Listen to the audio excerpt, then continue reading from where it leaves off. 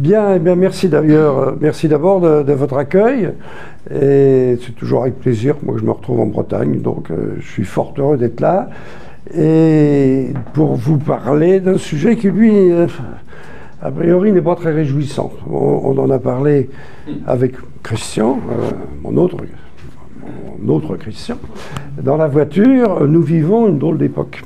Une époque qui a donné le pouvoir à une... Tu as employé le terme de religion, ouais. Je reprends plutôt un terme de doxa, qui, depuis une trentaine d'années, gouverne la planète. Gouverne la planète en partant des Nations Unies.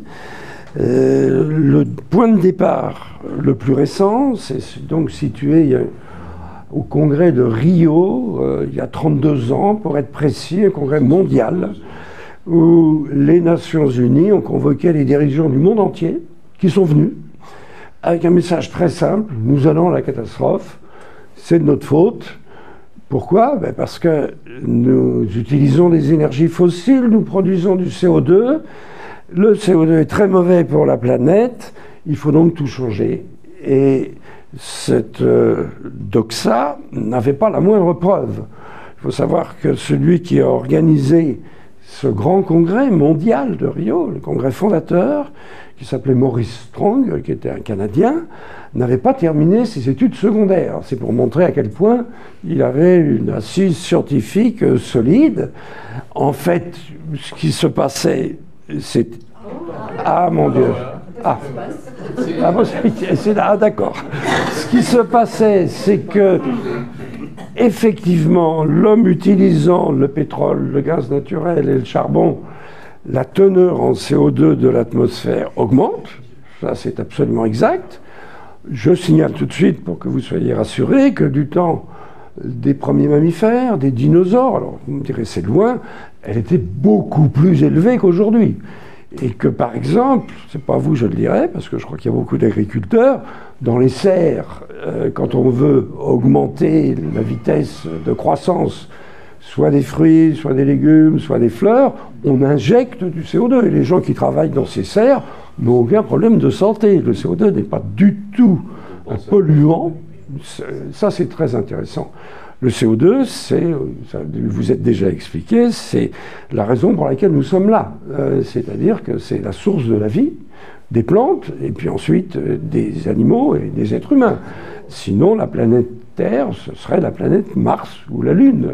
C'est certainement très sympathique, mais ça n'aurait pas du tout l'allure que revêt aujourd'hui la Terre. Donc, le CO2, et je reviens à cette terminologie, les tenants de cette doxa ont réussi à faire dire que c'était un polluant.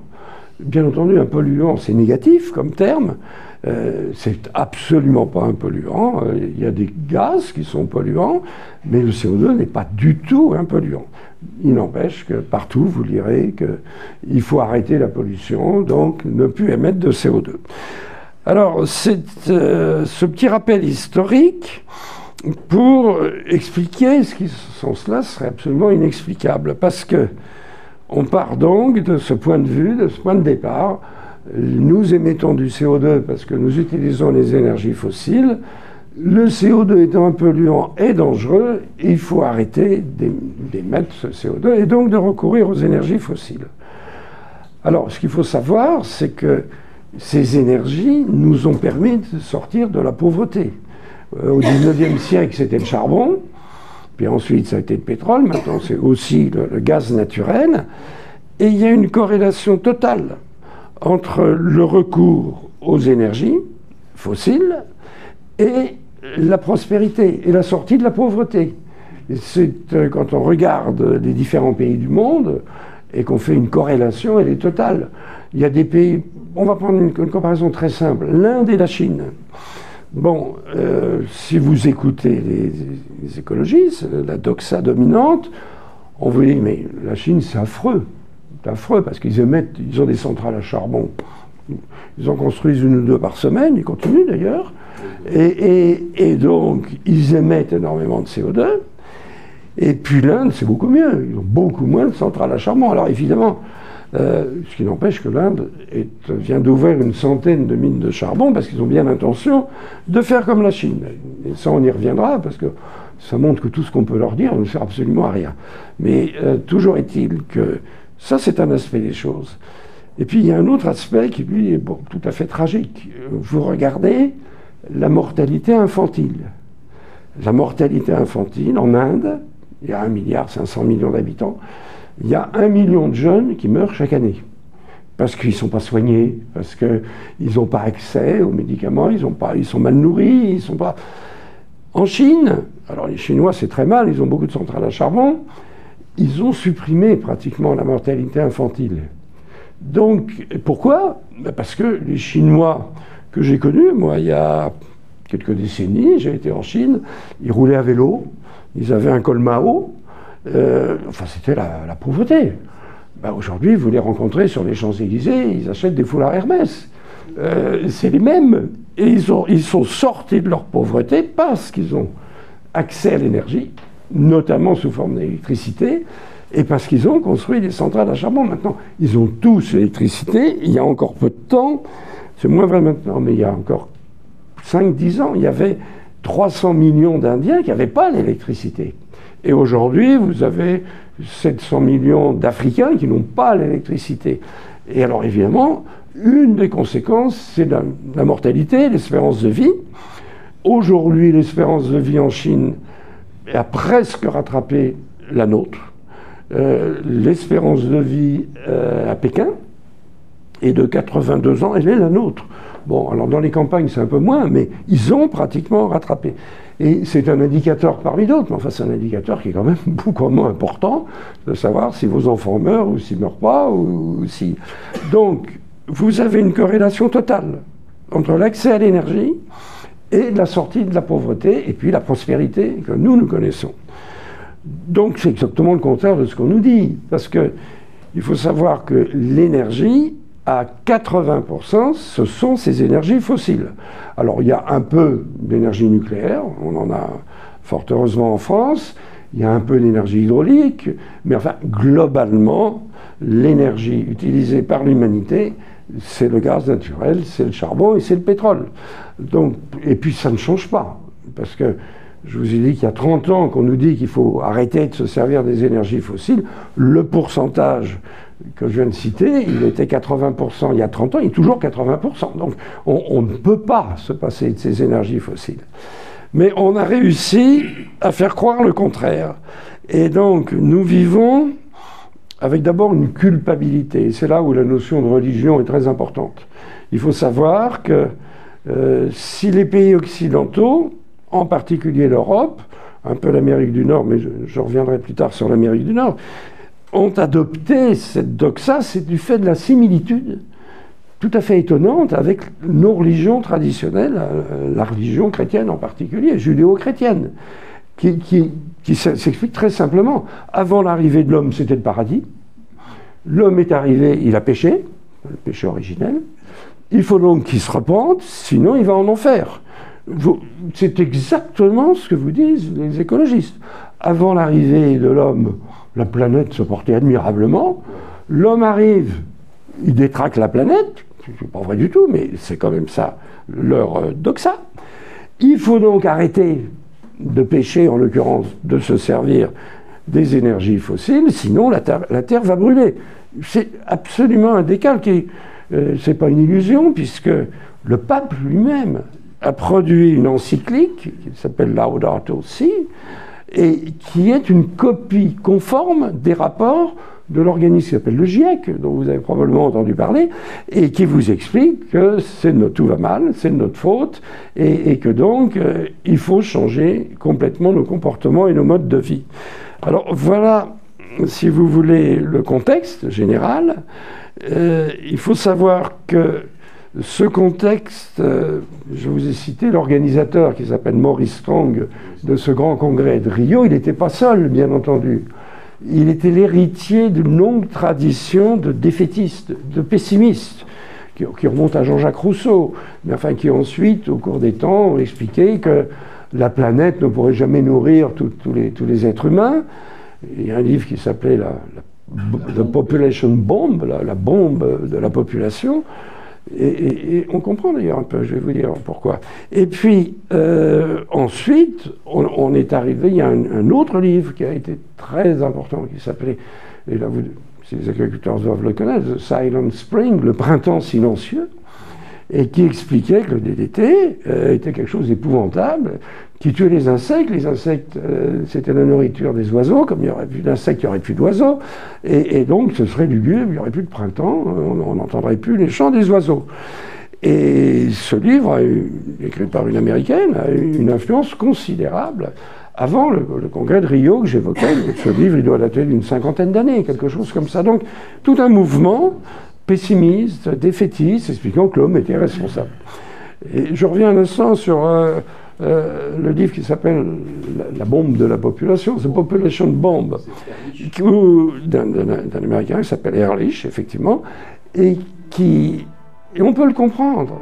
À l'époque, souvenons-nous, à l'époque, il y avait, je cite de mémoire les ordres de grandeur, 500 millions d'habitants en Inde, qui avaient du mal à se nourrir. Et puis il suffisait de voir que les Indiens avaient 6 enfants par femme, hein, comme les autres d'ailleurs, et que donc on allait vers une multiplication de la population, et que jamais la planète ne pourrait nourrir autant d'habitants. Alors qu'est-ce qui s'est passé? Il s'est passé 2 choses. D'abord, c'est vrai, maintenant il y a 1,5 milliard d'habitants en Inde, 3 fois plus qu'au moment où ce livre a été écrit. Ben oui, mais simplement les rendements agricoles, c'est pas à vous que je l'apprendrai, je pense que c'est votre métier qui vous l'apprend, les rendements agricoles ont été multipliés par des proportions invraisemblables, à tel point qu'aujourd'hui, l'Inde, qui a 1,5 milliard d'habitants, est un des premiers exportateurs mondiaux de blé, de riz et de maïs. Donc on a eu un renversement complet de ce qui était apparemment comme quelque chose d'inéluctable, c'est-à-dire qu'on allait tous mourir de faim, ou presque.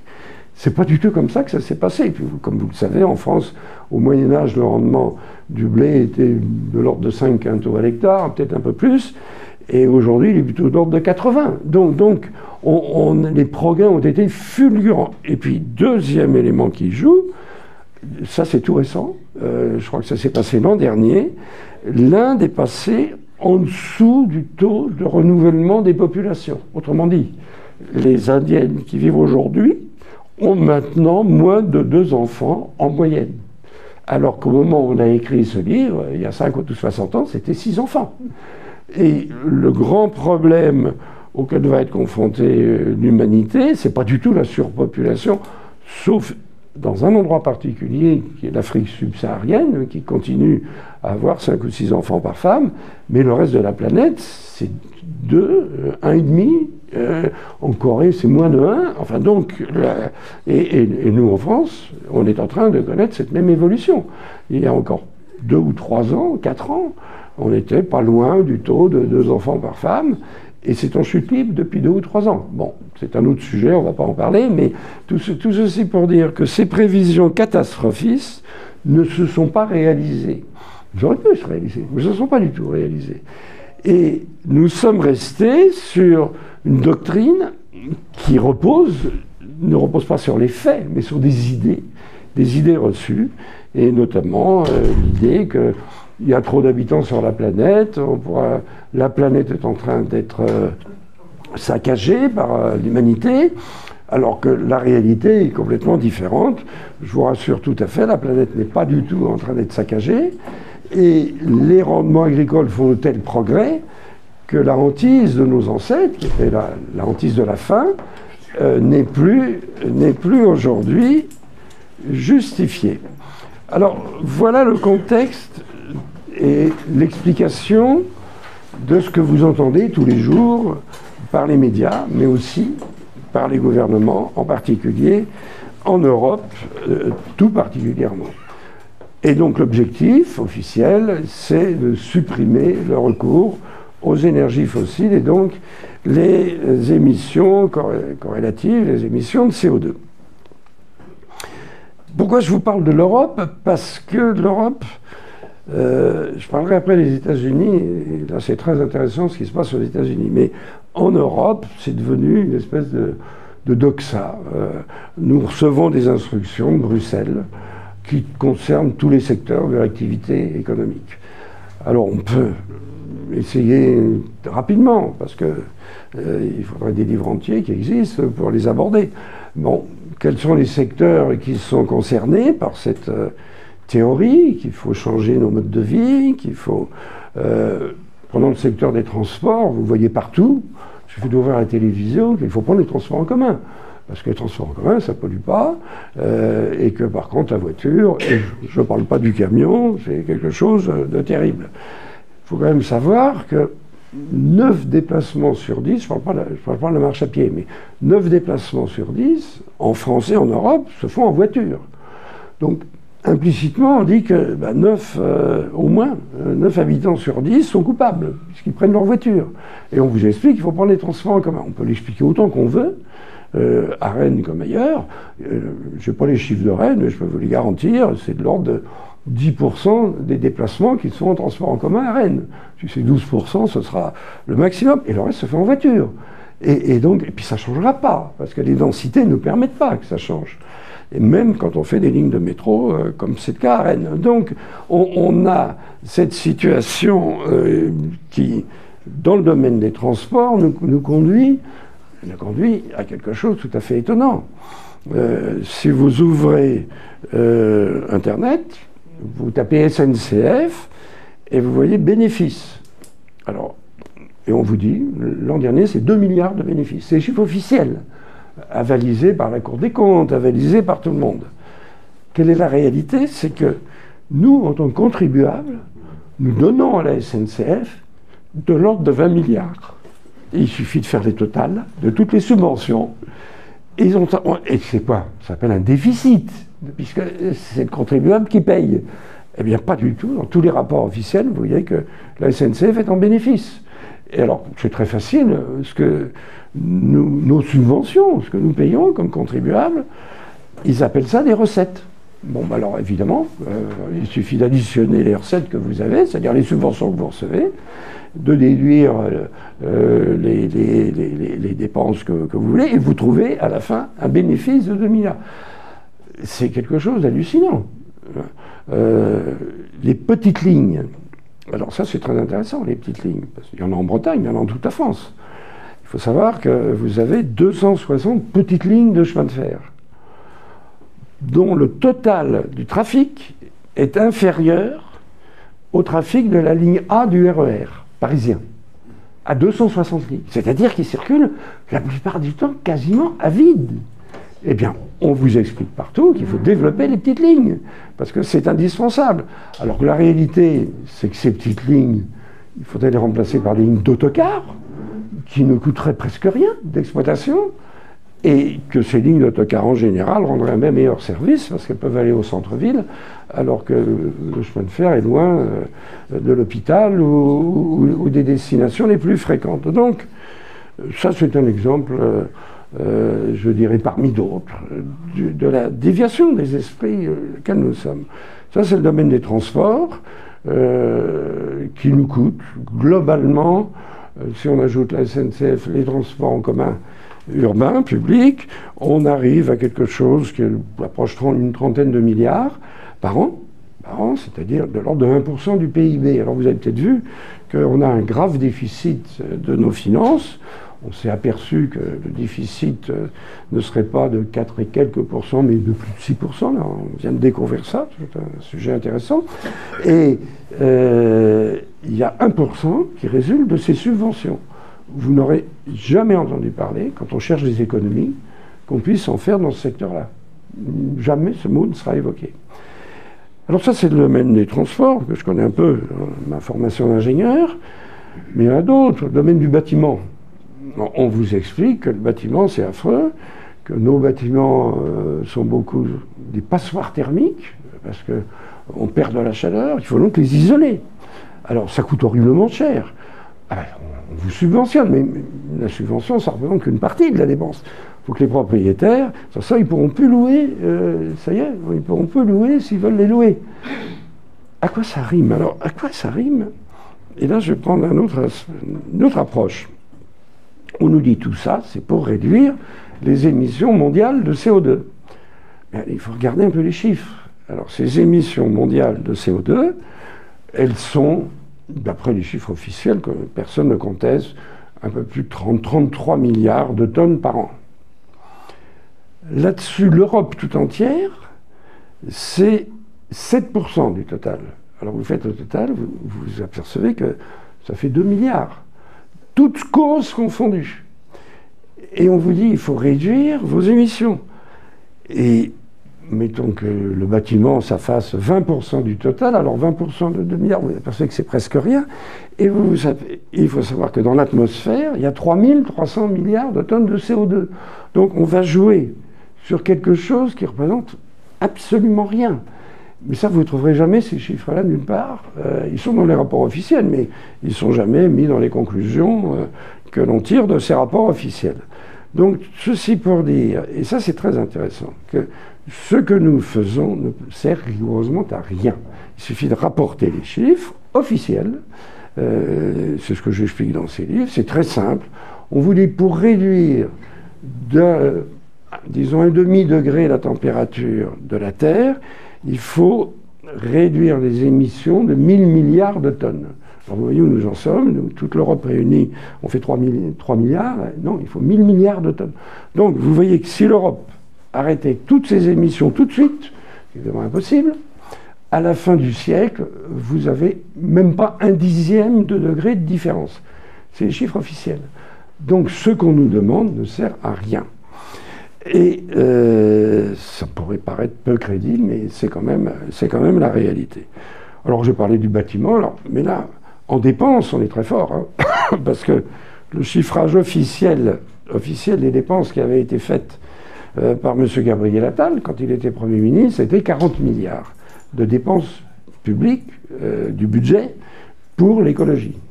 Mais c'est qu'une petite partie hein, des vrais chiffres. Mais le vrai chiffre était de 40 milliards d'euros pour la France seule.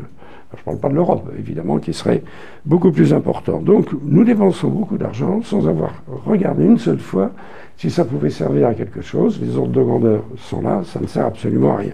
Alors, j'ai parlé de ce domaine-là. On va parler un peu de l'électricité, parce que ça, c'est intéressant aussi. Alors, on a la chance, en France, d'avoir un remarquable réseau de centrales nucléaires. On en a 57 en état de marche. Quand on compte la dernière qui vient juste d'ouvrir, enfin il y en a 56 plus 1, ça fait 57. De telle sorte que nous avons trop d'électricité. Nous produisons trop d'électricité pour nos besoins. Nous sommes régulièrement le premier exportateur mondial d'électricité. Vous verrez ça nulle part. Mais c'est quand même tout à fait exact, c'est vérifiable, hein. Il n'y a pas de difficulté à vérifier.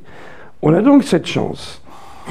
Est-ce qu'on a besoin de se doter de capacités nouvelles de production d'électricité? Alors c'est ce que vous verrez dans tous les rapports. Parce qu'on vous dit que la consommation va exploser. Parce qu'il va y avoir la voiture électrique. Alors, on parlera de la voiture électrique. Et puis il va y avoir le fait que toutes les usines vont arrêter d'utiliser du pétrole ou du gasoil, elles vont passer à l'électricité. Et puis, on va fabriquer aussi de l'hydrogène vert avec de l'électricité. Donc, on va avoir énormément besoin d'électricité.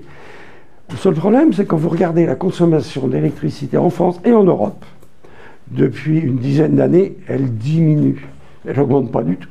Et elle n'augmentera pas. C'est une vue de l'esprit. Et cette vue de l'esprit que nous allons avoir à faire à une demande colossale d'électricité explique que nous nous dotions actuellement j'allais dire de centrales, en tout cas d'éoliennes. Alors on les faisait en terre, on en fait encore un peu, mais maintenant on les fait en mer, où elles coûtent 3 fois plus cher que sur terre, c'est assez normal, dont nous n'avons aucun besoin. Parce que les centrales nucléaires, je vais peut-être vous choquer, c'est éternel. C'est comme nos cathédrales d'ailleurs, mais simplement c'est des murs en béton armé très, très épais. Il faut de temps en temps changer, les mettre à jour. Ce qu'on avait fait pour les deux centrales, les deux unités, les 2 réacteurs de Fessenheim, qu'on a fermés, alors qu'on venait de les rénover complètement. ils étaient repartis pour 20 ou 30 ans, sans problème. Puis dans 20 ou 30 ans, on les aurait remis à jour. Parce que l'essentiel est là, il n'y a aucune raison de s'en passer. On les a fermés pour faire plaisir aux écologistes. Bon, alors, la décision finale ayant été prise par notre président de la République actuelle, uniquement dans le but de récolter les voix écologistes, bien entendu, puisqu'il n'y en avait aucun besoin, d'autant plus que Fessenheim étant en Alsace, comme chacun sait, on est juste à côté de la frontière allemande, et ça va me donner l'occasion de parler. Mais enfin, on pouvait donc exporter en Allemagne, parce que l'Allemagne, là, c'est quand même eux qui, à Bruxelles, nous imposent ce que nous devons faire. Alors l'Allemagne, c'est remarquable, parce qu'ils ont décidé et ils ont arrêté toutes leurs centrales nucléaires. Donc, pourquoi? Parce qu'il y a eu Fukushima il y a, je sais pas, une dizaine d'années, et que la chancelière de l'époque, Angela Merkel, dans les 5 jours, a dit on arrête le nucléaire. Pourquoi? Elle a publié ses mémoires là, qui viennent de sortir en librairie. Oh, elle dit j'ai senti qu'il ne fallait pas, mais enfin, aucune base scientifique. Alors aujourd'hui, l'Allemagne vient de fermer ses dernières centrales nucléaires, donc il n'y a plus de centrales nucléaires, et s'est fixé comme objectif de ne plus émettre de CO2. C'est impératif. Donc alors, comment est-ce qu'ils font leur électricité? Alors quand il y a du vent, ils ont beaucoup d'éoliennes. Il n'y a pas de problème, mais il y a beaucoup de moments où il n'y a pas de vent. Surtout en hiver, quand il fait froid, il y a généralement les anticyclones, et là, il n'y a pas de vent. Alors, qu'est-ce qu'on fait à ce moment-là? On fait des centrales à charbon. Donc, l'Allemagne, ayant fermé son nucléaire, a comme objectif de supprimer ses émissions de CO2, mais elle utilise son charbon et son lignite, qui en plus est très polluant, pour faire son électricité quand il n'y a pas de vent ou qu'il n'y a pas de soleil, ce qui arrive quand même assez souvent du côté de Hambourg. Donc on est dans le délire complet. Eh bien l'Allemagne a pris le pouvoir à Bruxelles sans que nous réagissions et qu'on persiste à dire, avec l'Autriche, ce sont 2 pays, que le nucléaire c'est très mal. C'est très très mal, on ne sait pas pourquoi, mais c'est quand même la doctrine. Alors ils sont minoritaires maintenant, il n'y a plus que l'Allemagne et l'Autriche qui soutiennent que le nucléaire c'est mauvais. Les autres pays européens regardent la France et disent vous avez de la chance, vous avez plein d'électricité, bon marché, et donc ils nous envient. Sauf que nous, pour suivre les Allemands, on fait des éoliennes et des panneaux solaires qui ne servent à rien. Parce que c'est très facile à comprendre. Mettons que le mardi, il n'y ait pas de vent. Ça arrive, hein. Ça arrive. Quelquefois, il y a des périodes de 8 jours, ou 15 jours, où il n'y a pas de vent. Mettons le mardi, il n'y a pas de vent. Bon, est-ce qu'on va on va fermer les lumières? Pas du tout. Comme on a nos centrales nucléaires et nos centrales hydrauliques, il ne faut pas oublier, on a suffisamment d'électricité les jours où il n'y a pas de vent. Alors, mettons que le mercredi, le vent souffle. Alors, qu'est-ce qu'on peut faire de l'électricité produite par les éoliennes le mercredi, puisque le mardi, on n'en a pas besoin? Alors là, j'ai mis longtemps, c'est une des courbes que je mets dans les... J'ai mis longtemps à trouver, parce que c'est sûr... Alors, on peut exporter. Alors ça, c'est vrai que quand les pays à côté, l'Allemagne, la Belgique, enfin que sais-je, l'Italie, enfin tout ce qui nous entoure, a besoin d'électricité, que nous, on en a grâce aux éoliennes, on peut exporter. On peut exporter. Alors, on l'exporte à un tarif, on le brade, hein, parce que beaucoup moins que ce qu'on paye au promoteur. Bon, ça n'a aucun rapport. Donc évidemment, la facture d'électricité, pendant ce temps-là, elle augmente. Mais il y a des jours où les anticyclones, et c'est pas seulement en France, mais c'est ailleurs, et les autres n'en veulent pas. Qu'est-ce qu'on peut faire de l'électricité qui est produite, qui est prioritaire? L'électricité produite par les éoliennes est prioritaire les jours où le vent souffle et où personne n'en veut. Et ben vous savez ce qu'on fait? On freine nos réacteurs nucléaires pour leur laisser la place. Donc, vous voyez la logique remarquable du dispositif. On est tombé sur la tête. Mais ce que je vous dis est vrai. Quand le vent souffle, on est obligé de freiner nos réacteurs nucléaires puisqu'on ne peut pas utiliser l'électricité produite le mercredi, puisque le mardi, on n'en a pas besoin. Donc, on est dans un monde quand même assez étonnant, mais ça, j'y reviendrai peut-être un peu plus tard. Donc, sachez que le tarif que vous payez, que nous payons de l'électricité, il a déjà doublé depuis les premières éoliennes pour rien.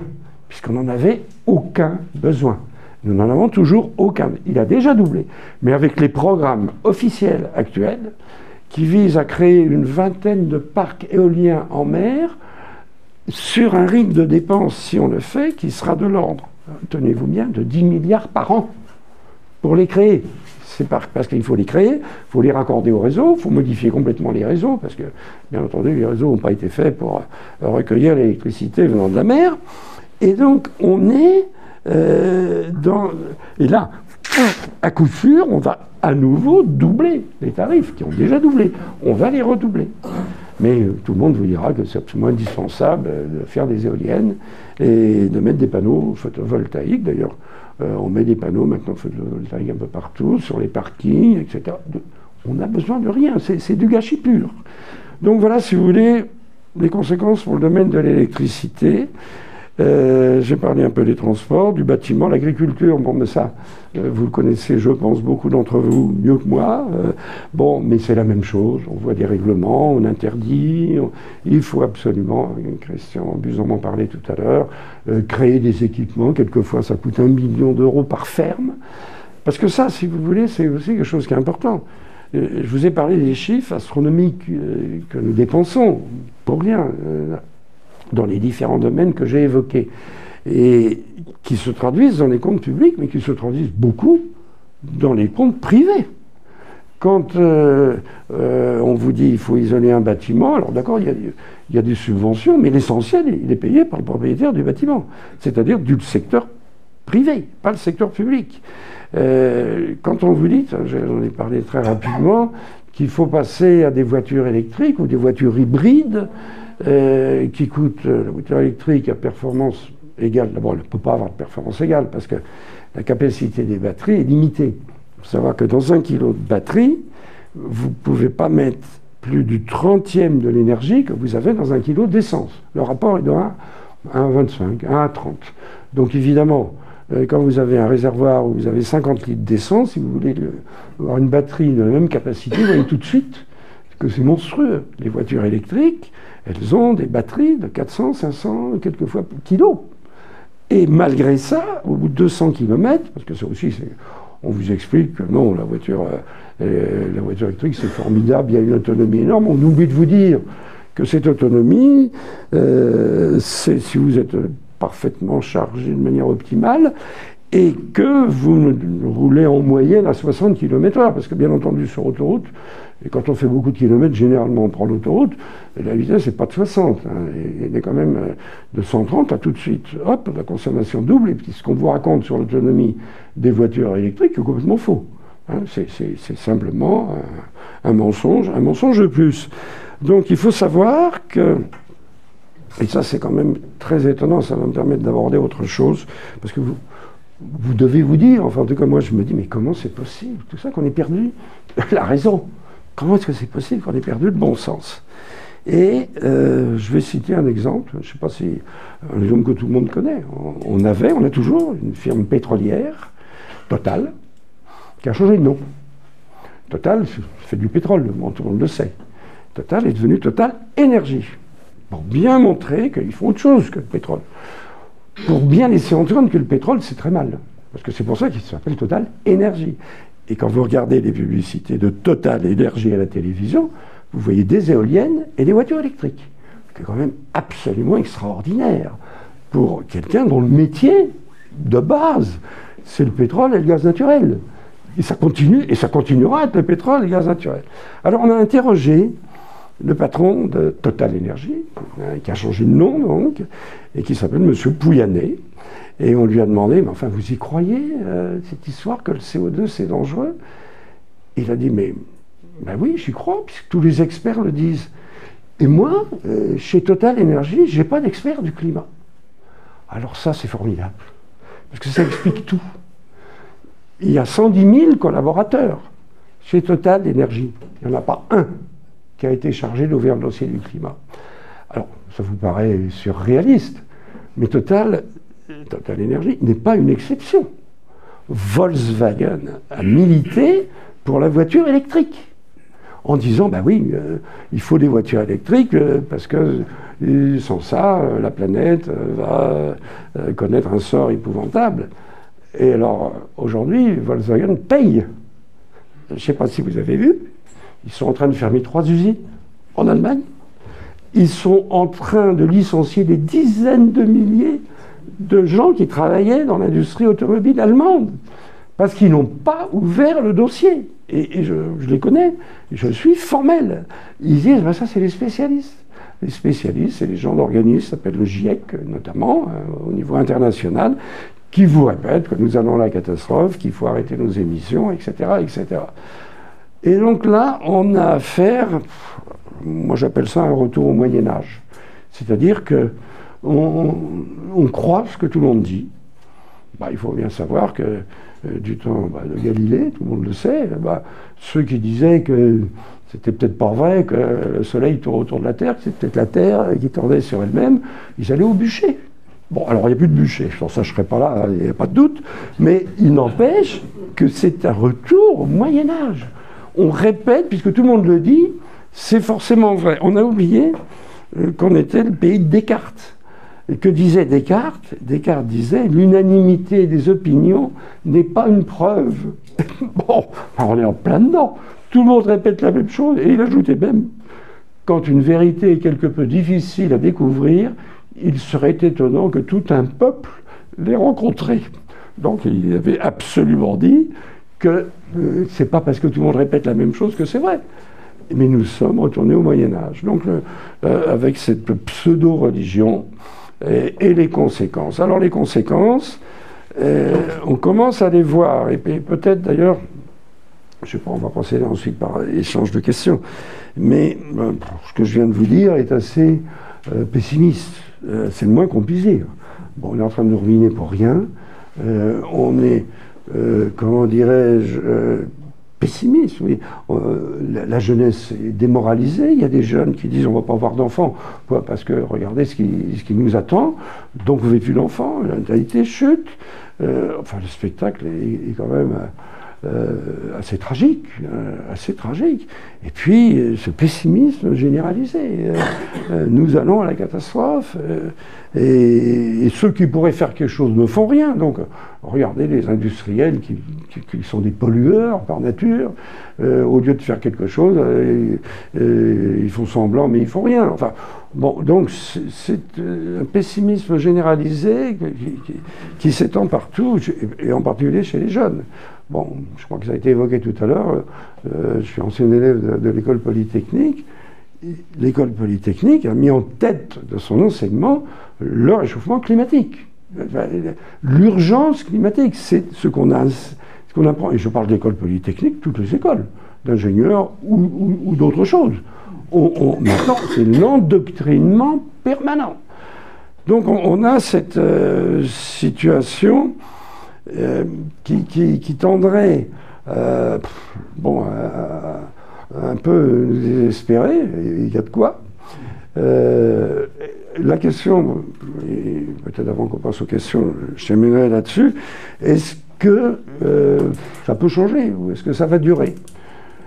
Il y a deux éléments qui surviennent actuellement qui me conduisent à penser que ça ne durera pas éternellement. Bon. Alors, le premier n'est pas très positif, il est même négatif. On est en train de voir un écart se creuser en croissance entre les États-Unis et l'Europe. Actuellement, les États-Unis progressent, l'économie américaine progresse beaucoup mieux, parce qu'ils n'ont pas cette avalanche de contraintes que nous avons. Bon, ils disent bien eux aussi de temps en temps, mais il faut savoir que les États-Unis, de ce point de vue-là, sont très différents de l'Europe, comme l'ont montré les dernières élections. Parce qu'en Europe, tous les partis, à peu près, les partis politiques, répètent la même chose, dans tous les pays européens. Celui qui oserait dire, mais non, mais tout ça, ça ne tient pas debout, attends, il oublie de se présenter aux élections. Il est immédiatement attaqué par tout le monde, de toute manière. Donc, vous avez une unanimité à 80-90%, les sondages le montrent. Oui, tout le monde le dit, c'est vrai, les experts le disent, ça va très mal, la température se réchauffe, ce qui est vrai. Nous vivons dans une phase de réchauffement, Mais je signale simplement, enfin, c'est pas moi qui le signale, c'est les historiens, que tous les 1000 ans, ça arrive à peu près. Donc on a eu ce qu'on appelle un optimum médiéval auquel nous devons nos cathédrales. Parce que pourquoi est-ce que d'un seul coup, autour du XIIe siècle, on s'est mis à construire? Les récoltes étaient extraordinairement abondantes, donc il n'y avait plus de problème. Enfin, il y avait de la main-d'œuvre disponible. Sans ça, on n'aurait jamais eu nos cathédrales. La meilleure preuve d'ailleurs, c'est que cette période d'optimum médiéval a été suivie d'une période épouvantable qu'on appelle petit âge climatique, du temps, par exemple, de Louis XIV. Louis XIV, à la fin de son règne, il y a eu des années où, rien qu'en France, il y a eu 1 million de morts de faim et de froid. Parce que les récoltes n'étaient pas là, parce qu'il faisait beaucoup plus froid. La Seine gelait, bien entendu, mais la mer gelait. Donc c'est pas si vieux que ça. Et puis, si on remonte plus loin dans le temps, on voit la même chose. La prospérité romaine, il y a 2000 ans, le fait que l'Empire romain ait conquis tout le bassin méditerranéen coïncidait avec une époque de réchauffement climatique. Et puis après, il y a eu un refroidissement avec les invasions barbares. Enfin, tout ça est bien connu.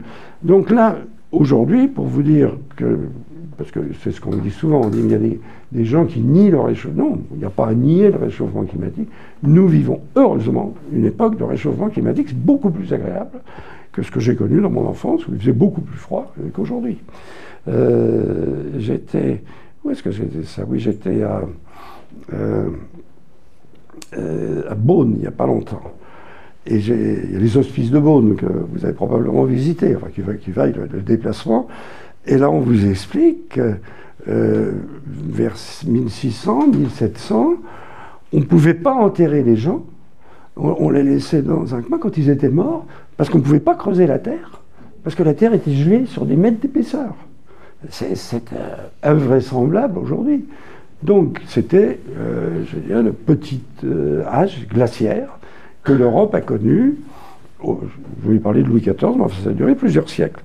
Donc, si vous voulez, voilà le contexte général dans lequel nous sommes. Alors, actuellement, je vous dis, le premier élément qui, quand même, va donner à réfléchir, c'est de voir la différence d'accroissement économique entre les États-Unis et l'Europe. L'Europe est dans une très mauvaise passe, tout le monde le sait, et qui va quand même conduire à interroger les uns et les autres, on peut l'espérer, parce que vraiment, on a raison de vouloir passer à la voiture électrique, de vouloir isoler tous nos bâtiments, de vouloir tout ça coûtant très cher et ne rapportant rien. Donc c'est quelque chose que vous allez entendre malheureusement nécessairement. On va s'interroger sur les causes du déclin relatif du déclin de l'Europe. Et puis il y a un deuxième élément qui lui est totalement d'actualité, ce sont les élections américaines qui viennent d'avoir lieu. Parce que nous allons avoir le 22 janvier un nouveau président des États-Unis, qui sera d'ailleurs à Paris prochainement, Donald Trump, qui dit « tout ça est un canular, tout ça ne tient pas debout ». Et il a raison, tout ça est un canular, quand vous regardez les choses. Mais il le dit. Et alors, il faut savoir que tout le monde dit « bah oui, mais il est un peu spécial hein ». Ce qui est vrai, Donald Trump est quand même hors norme, il n'y a aucun doute possible. Mais il se trouve qu'il est entouré de scientifiques de très haut niveau, que je connais, parce qu'on fait partie d'un réseau, si vous voulez, qui conseillent Donald Trump et qui lui ont expliqué que tout ça ne tenait pas debout. Et je vais vous en donner l'explication qui est donnée par ces scientifiques, qui ne sont pas isolés.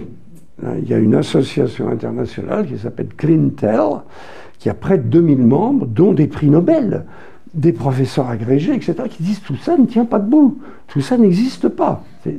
Alors qu'on vous dit partout qu'il y a un consensus scientifique, c'est complètement faux. Il y a des scientifiques, et encore une fois des prix Nobel, des professeurs d'université, qui disent tout ça n'a aucune base, ce qui est vrai.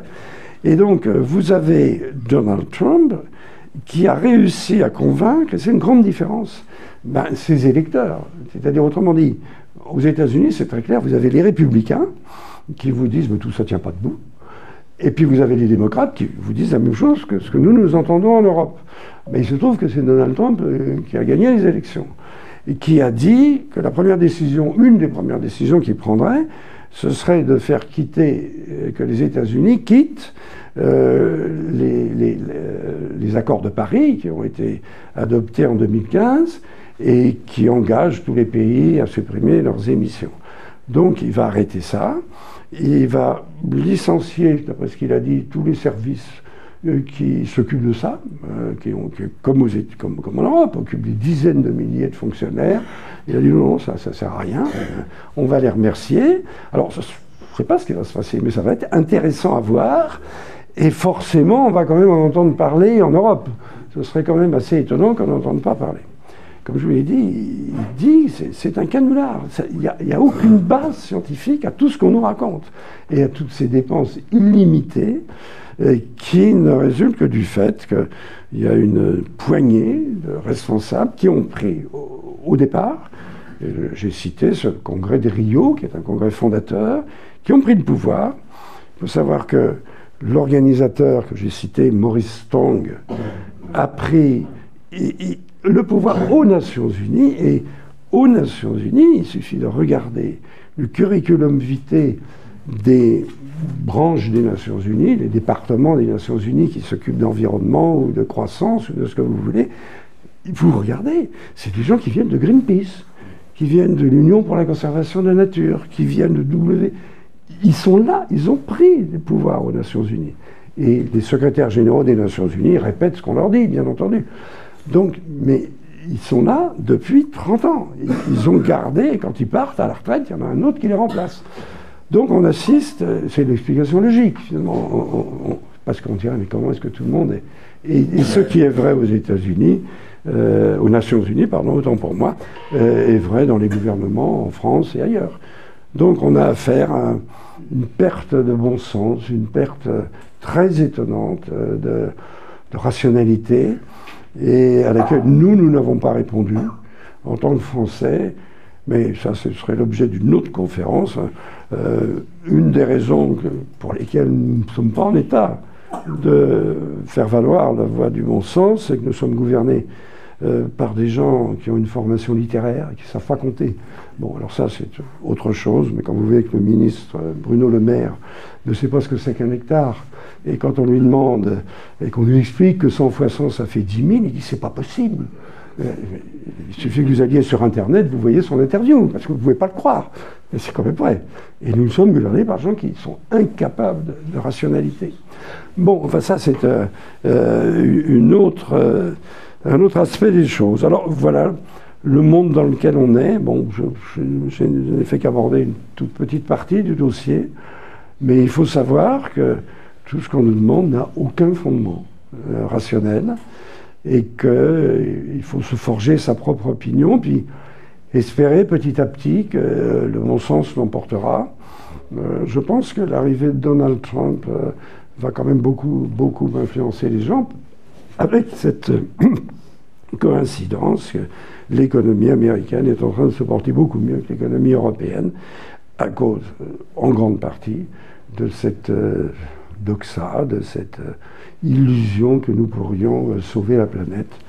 Alors je vous rassure, la planète n'est pas en danger, et ce que nous pouvons faire ne sert rigoureusement à rien. Voilà, merci beaucoup.